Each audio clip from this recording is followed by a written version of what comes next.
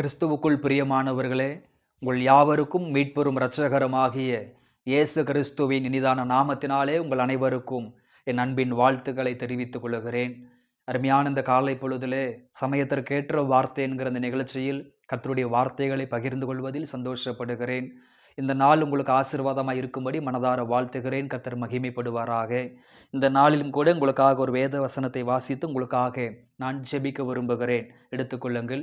எஸ்ராவின் புஸ்தகம் 8ஆம் அதிகாரம் அதனுடைய 15வது வாக்கியத்தை வாசிப்போம். 8ஆம் அதிகாரம் 15வது வாக்கியம். இவர்களை நான் அகாவாவுக்கு ஓடுகிற நதியண்டையிலே கூட்டிக் கொண்டு போனேன். அங்கே 3 நாள் தங்கியிருந்தோம். நான் ஜனங்களையும் ஆசாரியரையும் பார்வையிடும்போது லேவியின் புத்திரரில் ஒருவரையும் அங்கே காணவில்லை. கர்த்தருக்கு ஸ்தோத்திரம். அருமையான இந்த காலை பொழுதிலே சமயத்திற்கேற்ற வார்த்தை என்கிற நிகழ்ச்சியிலே அகவா நதியண்டை என்கிற தலைப்பிலே கர்த்தருடைய வார்த்தைகளை நாம் சிந்திக்க போகிறோம். இஸ்ரவேல் மக்கள் பாபிலோனிய தேசத்திலே 70 ஆண்டுகள் அடிமைகளாக வாழ்கிறார்கள்.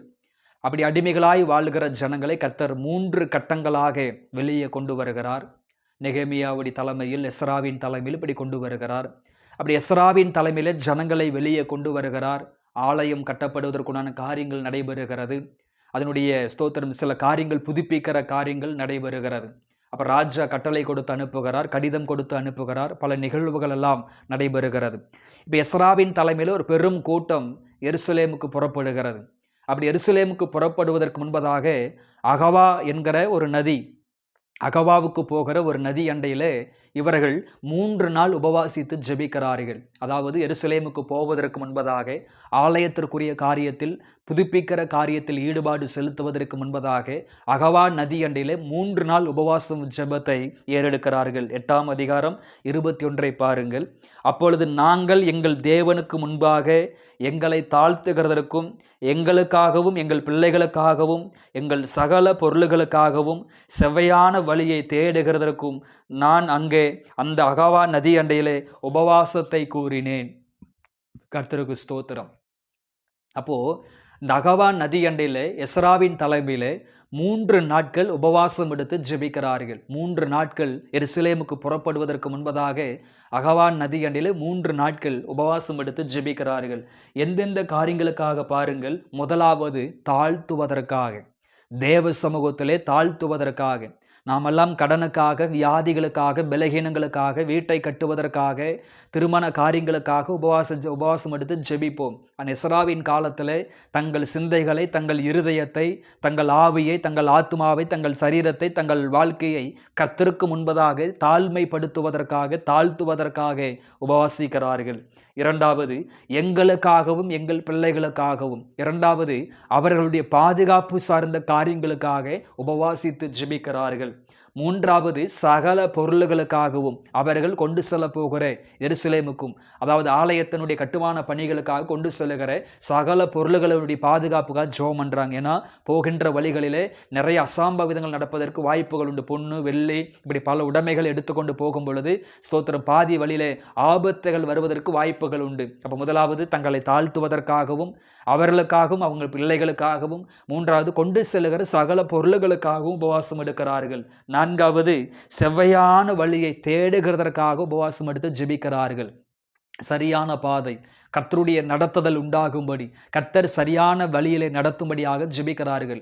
இந்த இடத்துல எஸ்ராவின் மன விருப்பத்தை குறித்து கவனித்து பார்க்கும் பொழுது, என்னதான் ராஜா அனுகூலமாக இருந்தாலும் ராஜாவின் இடத்துல சில அனுகூலங்களை எதிர்பார்க்காமல் பரலோகத்தின் தேவனிடத்தில் சில அனுகூலங்களை எதிர்பார்க்கிறார். அதாவது பாதுகாப்புக்கு ஆட்களை கேட்பதற்கு அவர் வெட்கப்பட்டார் என்று வேதத்தில் வாசிக்கிறோம். 8ஆம் அதிகாரம் 22 ஸ்தோத்திரம், போகின்ற வழிகளிலே எங்களுக்கு பாதுகாவல் வேண்டும் என்று ராஜாவின் இடத்துல பாதுகாப்பை கேட்பதற்கு அவர் வெட்கப்பட்டார். காரணம், கர்த்தர் வீட்டை கட்டாராகில் கர்த்தருடைய பிரயாசம் விருதா என்று வேதத்திலே படிக்கிறோம். அப்ப எஸ்ராவின் தலைமையிலே அகவா நதியண்டிலே தாழ்த்துவதற்கும் பாதுகாப்புக்கும் பொருள்களுக்கும் செவையான வழியை தேடுவதற்காகவும் உபவாசித்து ஜெபிக்கிறார்கள். அப்படி உபவாசித்து ஜெபித்த பொழுது என்ன நடந்தது என்று நம்ம வேதத்தில் படிக்கும் பொழுது அங்கே 23வது வாக்கியம் சொல்லுகிறது, அப்படியே நாங்கள் உபவாசம் பண்ணி எங்கள் தேவனிடத்தில் அதை தேடினோம், எங்கள் விண்ணப்பத்தை கேட்டருளினார் என்று வேதத்தில் படிக்கிறோம். அப்ப என் கண்பான தேவ பிள்ளைகளே, என் ஜெபம் இன்னும் கேட்கப்படவில்லை, என் விண்ணப்பம் கேட்கப்படவில்லை. பல நாட்களாக இந்த காரியங்களுக்காக ஜெபிக்கிறேன். பல நாட்களாக இந்த காரியங்களுக்காக நான் கண்ணீர் சிந்தி ஜெபித்து வருகிறேன். ஆண்டவர் என் ஜெபத்தை கேட்கவில்லை என்று சொல்லி நீங்கள் ஒருவேளை கவலையோடு இந்த வார்த்தைகளை கேட்டுக்கொண்டிருக்கலாம். ஆண்டவர் நம்முடைய வாழ்க்கையிலே சில நேரங்களிலே உபவாச ஜெபத்தை ஆண்டவர் எதிர்பார்க்கிறார். இன்றைய கடைசி காலகட்டங்களிலே உபவாசம் என்பது காணக்கூடாத ஒரு காரியமாக சென்று விட்டது. அநேகருடைய தனிப்பட்ட வாழ்க்கையிலே உபவாசம் என்பது இல்லாமல் போய்விட்டது. அப்போ யாரெல்லாம் உபவாசித்து ஜெபிக்கிறார்களோ அவர்களுடைய விண்ணப்பத்தை தேவன் கேட்கிறார். அப்போ தாழ்த்துவதற்காகவும் பொருள்களுக்காகவும் பாதுகாப்புக்காகவும் செவையான வழி தேடுவதற்காகவும் உபவாசித்து ஜெபித்த பொழுது கர்த்தர் அவங்களுடைய விண்ணப்பத்தை கேட்டார் என்று வேதத்திலே வாசிக்கிறோம். அப்போ அகவான் நதியண்டையிலே 3 நாள் உபவாசித்து எந்த காரியத்திற்காக ஜெபித்தார்களோ, எந்த காரியத்திற்காக விண்ணப்பங்களை ஏறெடுத்தார்களோ அந்த விண்ணப்பத்தை கர்த்தர் கேட்டார் என்று வேதத்திலே வாசிக்கிறோம். ஜெபத்திற்கு பதிலை கொடுத்தார் என்று வேதத்திலே வாசிக்கிறோம். என் கண்பானவர்களே, எந்த காரியம் பல வருஷங்களா பல நாட்களா தடையாக இருக்கிறதோ, எந்த அற்புதம் ரொம்ப வருஷமா காலதாமதம் ஆகிறதோ, எந்த நன்மைகள் ரொம்ப வருஷமா காலதாமதங்கள் ஆகிறதோ அந்த காரியத்திற்காக சற்று உபவாசித்து நீங்கள் ஜெபித்து பாருங்கள். நிச்சயமாகவே கர்த்தர் உங்கள் விண்ணப்பத்தை கேட்டு கர்த்தர் மகிமையான காரியங்களை செய்வார். கர்த்தருக்கு ஸ்தோத்திரம். இரண்டாவது அங்கே நடந்த காரியம் 8ஆம் அதிகாரம் 25 பாருங்க. ராஜாவும் அவருடைய ஆலோசனைக்காரரும் அவருடைய பிரபுக்களும் அங்கே இருந்த சகல இஸ்ரவேலரும் எங்கள் தேவனுடைய ஆலயத்திற்கென்று எடுத்து கொடுத்த காணிக்கையாகிய வெள்ளியையும் பொன்னையும் பனிமுட்டுகளையும் அவர்களிடத்திலே நிறுத்து கொடுத்தேன். அவர்கள் கையிலே நான் 650 தாலந்து வெள்ளியையும் 100 தாலந்து நிறையான வெள்ளியையும் பனிமுட்டுகளையும் 100 தாலந்து பொன்னையும் 1000 தங்க காசு பெருமான 20 பொற்கிண்ணங்களையும் பொன்னை போல எண்ணப்பட்ட பளபளப்பான 2 நல்ல வெண்கல பாத்திரங்களையும் நிறுத்து கொடுத்து என்று வேதத்திலே வாசிக்கிறோம்.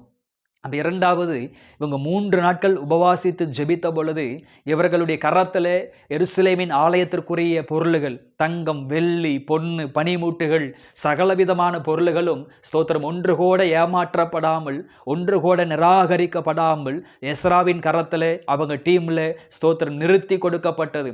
அளவு முறைகள் நிறுத்தி கொடுக்கப்பட்டது, எண்ணி கொடுக்கப்பட்டது. அதாவது ஸ்தோத்திரம் அந்த பாபிலோனிய மக்கள் சிறைபிடிக்கப்பட்ட இஸ்ரவேல் மக்கள் சிறைபிடிக்கப்பட்ட பொழுது, எருசலேம் சிறைபிடிக்கப்பட்ட பொழுது எதையெல்லாம் எடுத்துக்கொண்டு போனார்களோ அதெல்லாம் திருப்பி கொடுத்தார்கள், எண்ணி கொடுத்தார்கள். ஒன்றை கூட ஏமாற்றாமல் திருப்பி கொடுத்தார்கள், எண்ணி கொடுத்தார்கள் என்று வேதத்தில் வாசிக்கிறோம். நிறுத்து கொடுத்தார்கள், சரியான அளவில் நிறுத்தி கொடுத்தால் என்று வேதத்தில் வாசிக்கிறோம். அப்புறம் இரண்டாவது, நாம் எந்த அளவுக்கு உபவாசித்து ஜெபிக்கிறோமோ ஸ்தோத்திரம் சத்துருக்கள் வஞ்சித்தவைகளை எல்லாம் தேவன் அவங்க கரத்திலிருந்தே திரும்ப கொடுக்க வைக்கிறார். இஸ்ரவேல் மக்கள் 430 ஆண்டுகள் எகிப்தில் அடிமையாக இருந்த பொழுது அவங்களுக்கு சரியான சேலரியோ பொருள்களோ பொன்னுடைமைகளோ கிடைக்கவில்லை. அந்த எகிப்திலிருந்து புறப்படுகிற பொழுது வெள்ளியுடைமைகளையும் பொன்னுடைமைகளையும் கேட்டார்கள், எல்லாவற்றையும் கொடுத்தார் என்று வேதத்தில் வாசிக்கிறோம். அப்ப கடினமான இருதயம் உள்ள ஜனங்கள் மத்தியிலேயே கர்த்தர் தேவைகளை சந்தித்தார். அப்ப ஆண்டவர் ஜெபத்தை கேட்கிற தேவன். ஜெபத்தை கேட்கும் பொழுது ஸ்தோத்திரம் சத்துருக்கள் வஞ்சித்தவைகள் எதெல்லாம் நமக்கு வரவேண்டிய ஆசீர்வாதங்களோ, எதெல்லாம் நமக்கு வரவேண்டிய நன்மைகளோ அதெல்லாம் நம்ம தேடி வர ஆரம்பிக்கும். அப்ப அகவான் நதி அண்டையிலே உபவாசித்து ஜெபித்த பொழுது கர்த்தர் விண்ணப்பத்தை கேட்டார். இரண்டாவது, ராஜாவின் கண்களிலே அனுகூலத்தை உண்டாக்கி ஸ்தோத்திரம் இழந்த எல்லா பொருள்களையும் திரும்ப பெற்றுக்கொள்ள கர்த்தர் உதவி செய்தார். கர்த்தருக்கு ஸ்தோத்திரம். மூன்றாவது, 8ஆம் அதிகாரம் 31 நடந்த ஒரு காரியத்தை படிக்கிறோம். நாங்கள் எருசலேமுக்கு போக 1ஆம் மாதம் 12ஆம் தேதியிலே அகவான் நதியை விட்டு பயணம் புறப்பட்டோம். எங்கள் தேவனுடைய கரம் எங்கள் மேல் இருந்தது என்று வேதத்தில் படிக்கிறோம். இந்த 3 நாட்கள் உபவாசித்து ஜெபித்த பிற்பாடு அகவான் நதி அண்டையில் இருந்து ஸ்தோத்திரம் 1ஆம் மாதம் 12ஆம் தேதி எருசலேமுக்கு புறப்படுவதற்கு ஆண்டவர் உதவி செய்தார். அப்போ அகவான் நதி அண்டையில் உபவாசித்து ஜெபித்த பொழுது ஜெபத்தை கேட்டார். இரண்டாவது, ராஜாவின் கண்களிலே அனுகூலத்தை உண்டாக்கினார். மூன்றாவது, பயணங்களை கர்த்தர் வாய்க்க செய்தார். அப்போ இந்த காலை பொழுதிலே சில பயணங்கள் சில காரியங்கள் ரொம்ப நாட்களாக தடைபட்டு கொண்டிருக்கிறதா? நீங்கள் உபவாசித்து ஜெபித்து பாருங்கள். கர்த்தர் உங்கள் பயணங்களை உங்கள் காரியங்களை எல்லாம் தேவன் வாய்க்க செய்வார். கர்த்தருக்கு ஸ்தோத்திரம். நான்காவது என்ன நடந்தது? 8ஆம் அதிகாரம் 31 எஸ்ரா சொல்லுகிறார், நாங்கள் அகவான் நதியண்டையில் உபவாசித்து ஜெபித்ததுக்கு பிற்பாடு கர்த்தருடைய கரம் எங்கள் மேல் இருந்தது என்று வேதத்திலே வாசிக்கிறோம். யாரெல்லாம் உபவாசித்து ஜெபிக்கிற இருக்கிறார்களோ கர்த்தருடைய கரம் அவர்கள் மேல் இருக்கும். ஸ்தோத்திரம். 8 அதிகாரம் 31 சொல்லுகிறது, வழியிலே சத்துருவின் கைக்கும் பதிவிருக்கிறவர்களின் கைக்கும் எங்களை தப்புவித்து என்று வேதத்தில் வாசிக்கிறோம்.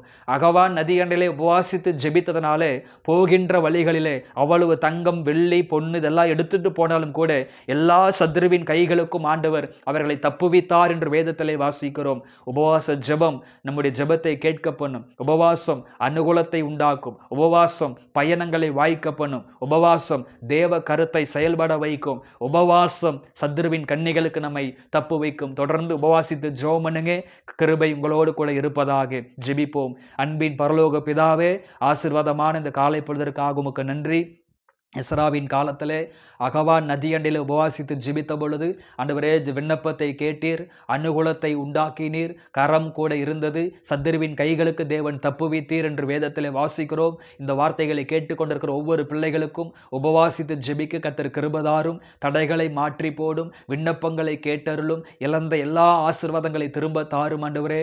சத்துருக்கும் மனுஷீக வல்லமைகளுக்கெல்லாம் இந்த பிள்ளைகளை விலக்கி மனவரேன் பலப்பட்டு பிரியமான இந்த வார்த்தையை உங்களை